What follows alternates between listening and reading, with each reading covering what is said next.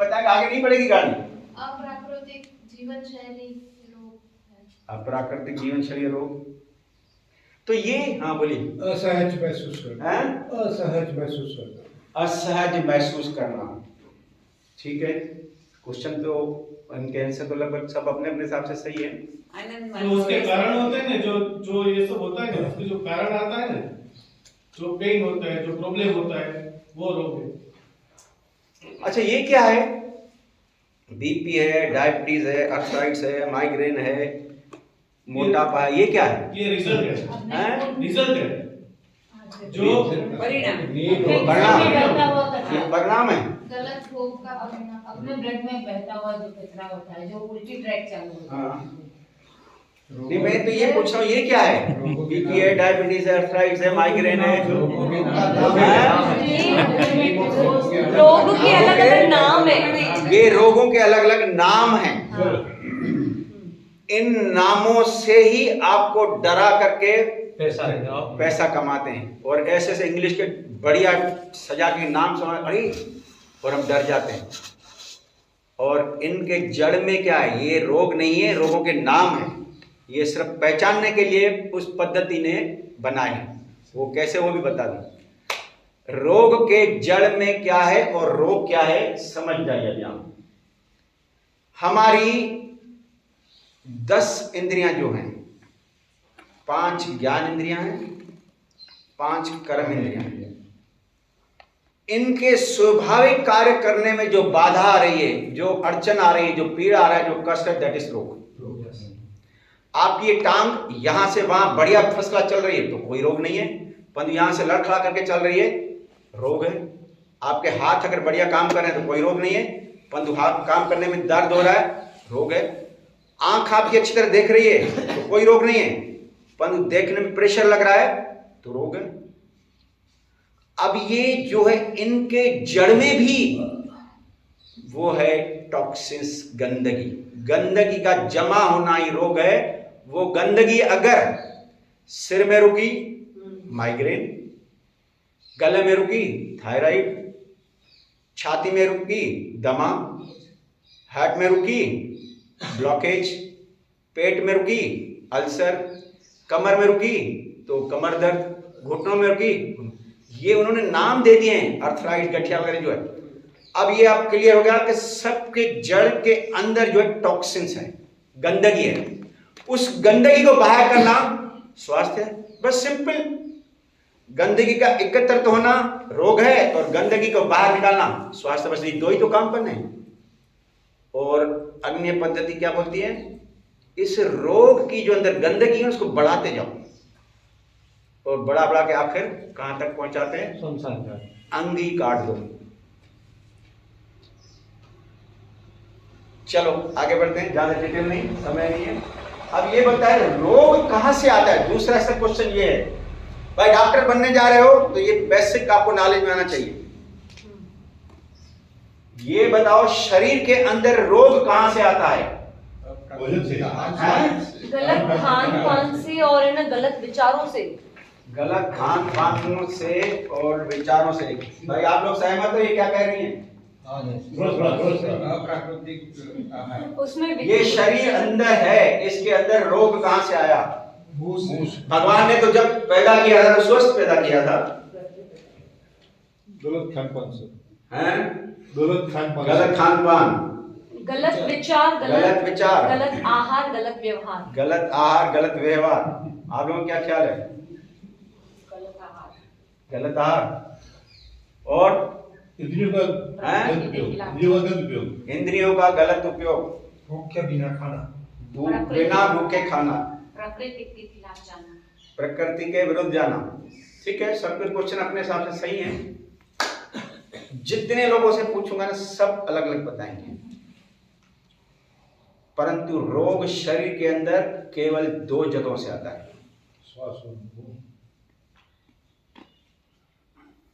एक इस मुख से और दूसरा इस ब्रेन से। तीसरी जगह से नहीं आता है। हाँ एक है, तीसरी जगह से आता है, परंतु उसमें आप और हम कुछ नहीं कर सकते, वो भगवान की कृपा से होते हैं। वो कौन से हैं वो भी समझ लो पहले। हम यहाँ चल रहे हैं और पैर स्लिप हो गया, हड्डी टूट गई, इसमें आपकी तो गलती नहीं थी ना हमारी थी। बाइक लेकर के हम ऑफिस जा रहे हैं, टकरा गए, तो उसमें हमारा तो कोई नहीं था और नहीं हमने सोचा था। चलते चलते किसी जानवर ने काट लिया। ये जितने भी कष्ट आते हैं ये भगवान की कृपा से आते हैं और ये हमारे पूर्व कर्मों के हिसाब से आते हैं। इसमें आप और हम कुछ नहीं करते, ये केवल भुगत नहीं है। हमारी गलतियों के कारण जो रोग आता है शरीर के अंदर केवल दो जगहों से, एक तो ये मुख से और दूसरा इस ब्रेन से। अब मुख से तो बात समझ में आ रही है कि छेद है अंदर से, हम खाया पिया। अब इसमें तो छेद भी नहीं है ब्रेन से, इसमें कहां से अंदर जाता है? विचार से विचार कहां से आया अंदर? जीवनी शक्ति काम कर रही है, नेगेटिव तो सोच सोच रही है। आते हैं तो इसका नेगेटिव इफेक्ट। सोच क्यों करते हैं? हाँ, मैं तो कहता हूं अंदर आया कहां से? मैं तो अभी तो बाहर की बात कर रहा हूं।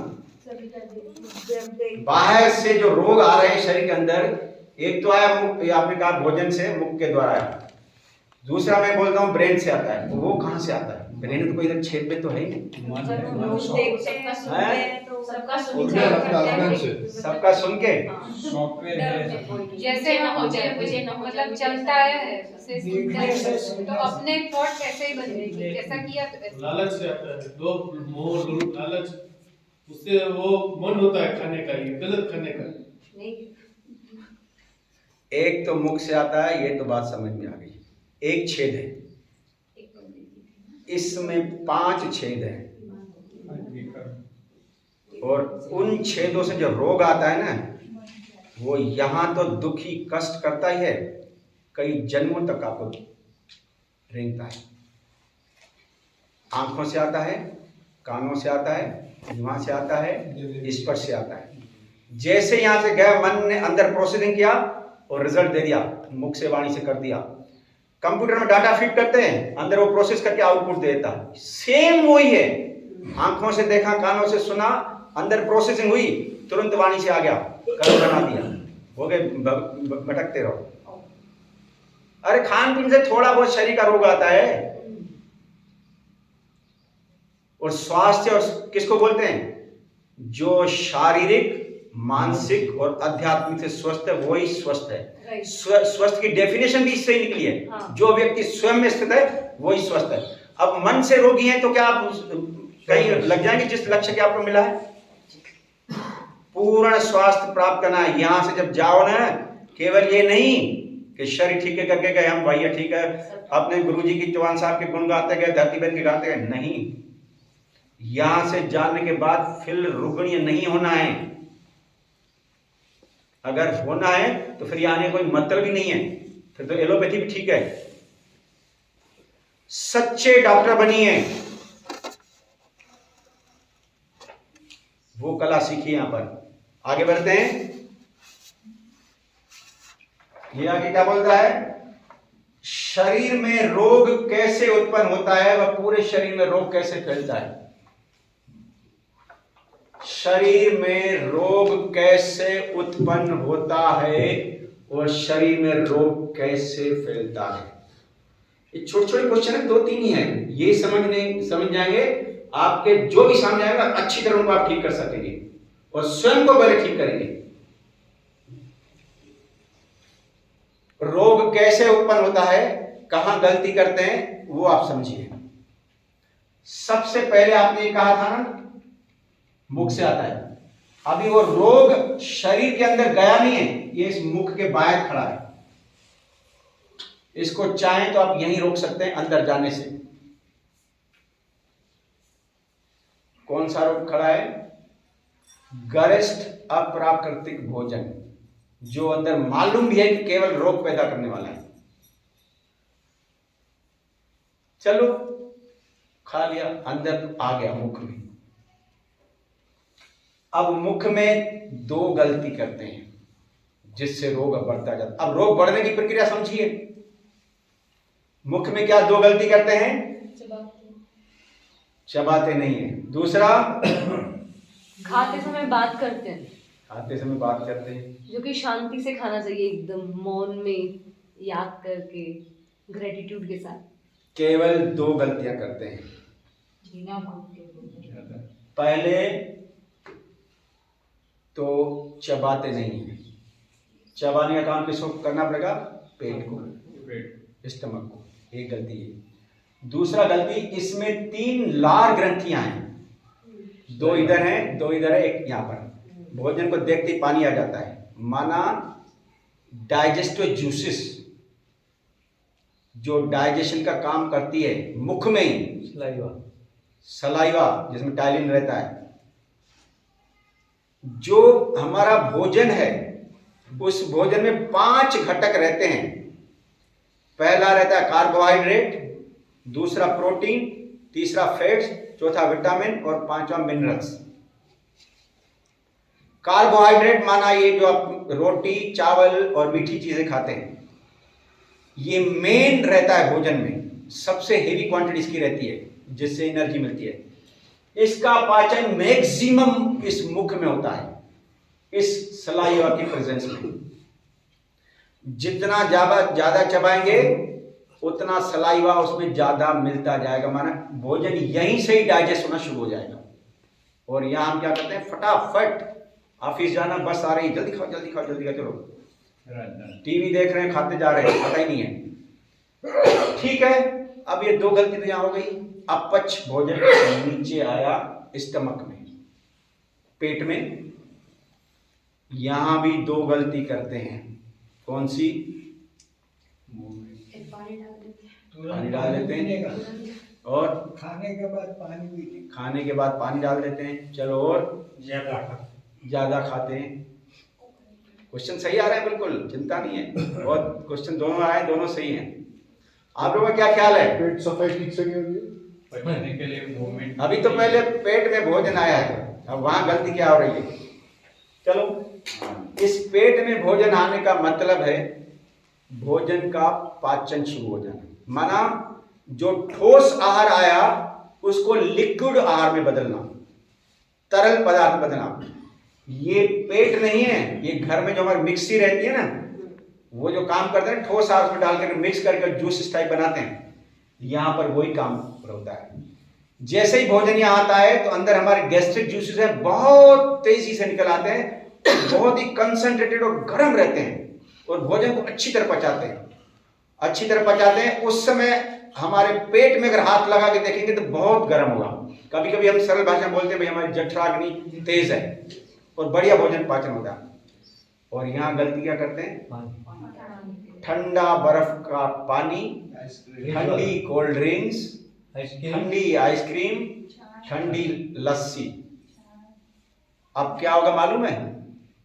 जो भोजन पच रहा था कंसंट्रेटेड जूस में, अग्नि में, वो जैसे अंदर ठंडा गया तो गैस्ट्रिक जूसेस डाइल्यूट हो गए, और भोजन अब पच नहीं रहा है, अब वो तैर रहा है और गैस बना रहा है।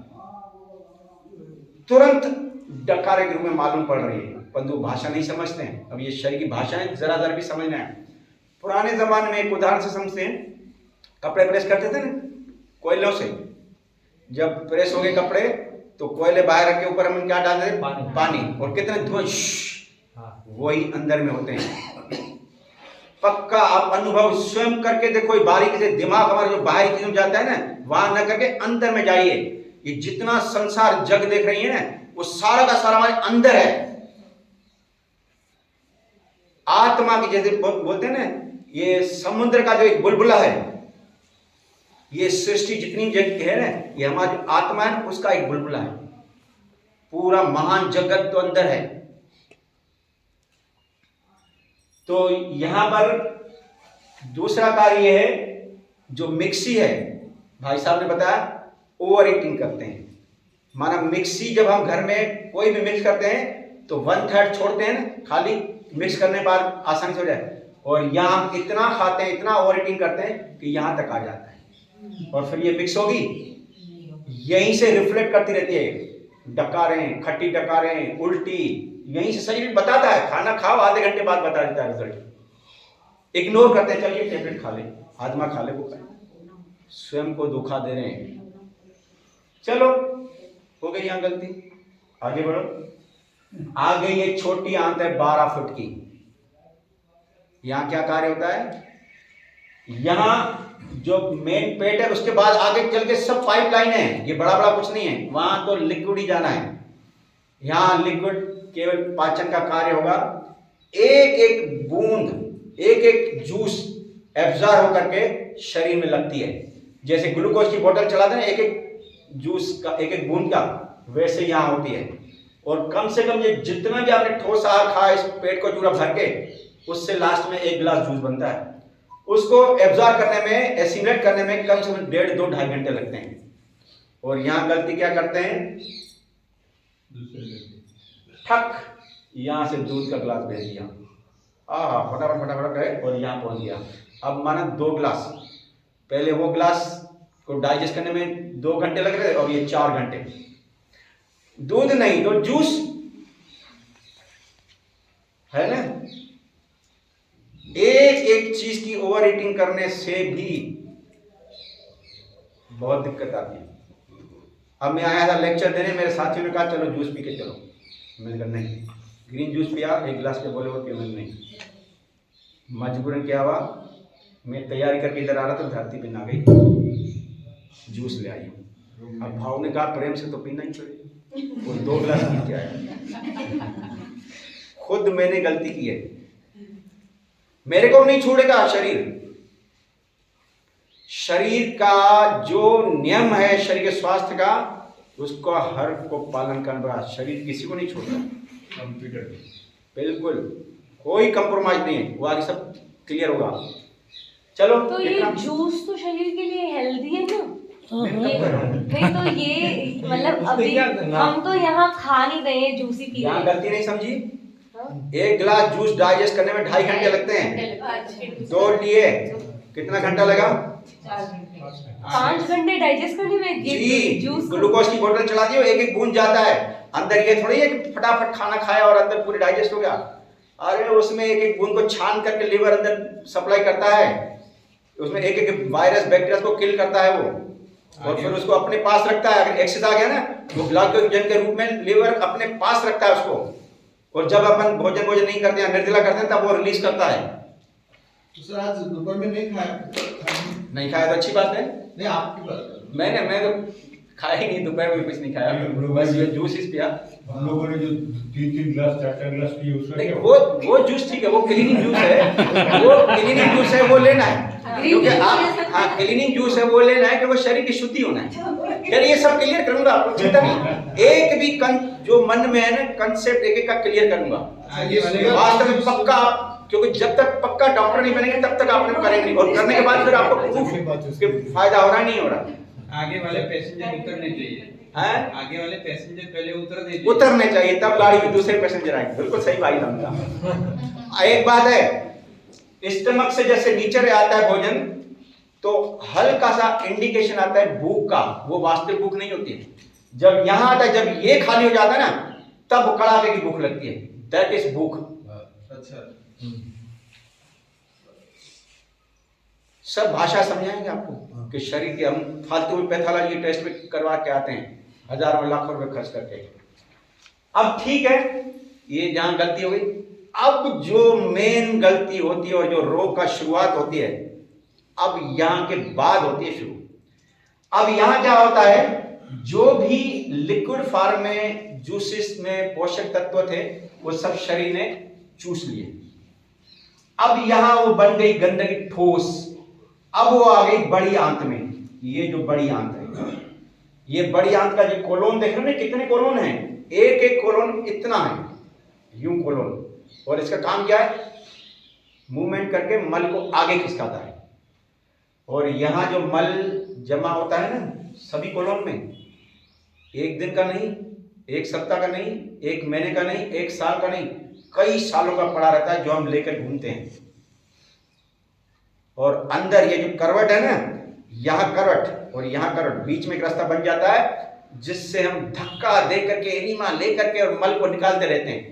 क्योंकि ये तो हाथ बंद गए हमारे, कोई अगर हाथ बांधे हम काम कर पाएंगे क्या? अब आपने बड़ी आंत के मल जमा करके हाथ बांध दिए और अंदर कीटाणु पैदा हुए और उन्होंने अपनी फैमिली बना ली, बहुत सारे अंदर बैक्टीरिया पल रहे हैं।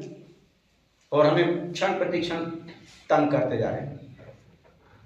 अब यहां से मल निकलना बंद हो गया। या बहुत धक्के देते हैं, 2 लीटर सुबह पानी पी लो, आंवले का juice P low, green juice P low, enema ले लो, मैं धक्का दे दे करके उसको निकालते हैं। ये कहीं जीवन है क्या? पेट सफा नहीं, वास्तविक जीवन बनाना है। हमारे सराउंडिंग में कितने भी प्राणी हैं, क्या उनके लिए कोई अस्पताल है? क्या उनके लिए कोई डॉक्टर है? क्या उनके लिए कोई दवाई है? क्या वो एनिमा लेते हैं? क्या वो जूस पीते हैं? फिर भी हमसे स्वस्थ बने रहते हैं। ये स्वस्थ रहने का जो नियम लागू है ना परमात्मा का, सब प्राणियों के साथ एक जैसा है। हमने अस्पताल पैदा किए, हमने डॉक्टर पैदा किए, हमने दवाई पैदा की और हम ही मर रहे हैं। चलिए ठीक है, अब जो कुछ होगा। अब यहां से तीसरा क्वेश्चन है कि शरीर में कैसे रोग फैलता है। अब यहां से फैलना शुरू होता है। क्या हुआ? यहां से मल निकलना बंद होगा। पहले कब्ज हुई, पाइल्स, फिस्चुला, बवासीर। आगे बढ़ा आंतों में पेप्टिक अल्सर, आगे बढ़ा बड़ी आंत में अल्सर, आगे बढ़ा स्टमक में अल्सर, आगे बढ़ा, पहले भूख खत्म हो जाती है और एसिडिटी जलना चालू हो जाती है, फिर अल्सर होता है। अगर पैनक्रियास ग्लैंड में रुकी गंदगी तो डायबिटीज, लिवर में रुकी लिवर सोरासिस, फैटी लिवर, उधर लंग्स की ओर बढ़ी दमा अस्थमा, हार्ट की ओर बढ़ी ब्लॉकेज, गले में बढ़ी थायराइड, आंखों की ओर बढ़ी तो आंखों आईसाइट कम। ये इस तरह से रोग ऊपर बढ़ना शुरू हो गया। ये प्रक्रिया आपने समझ ली। बस ये रोग उत्पन्न कैसे होता है और पूरे शरीर में कैसे फैलता है। अब आप आ जाइए, लास्ट में ये बोल रहा है रोग शरीर में किन किन अवस्थाओं में घर बना करके बैठ जाता है। अब आप इसको मेन समझना है। अब आपकी यहां से डॉक्टरी शुरू होगी रोगों की।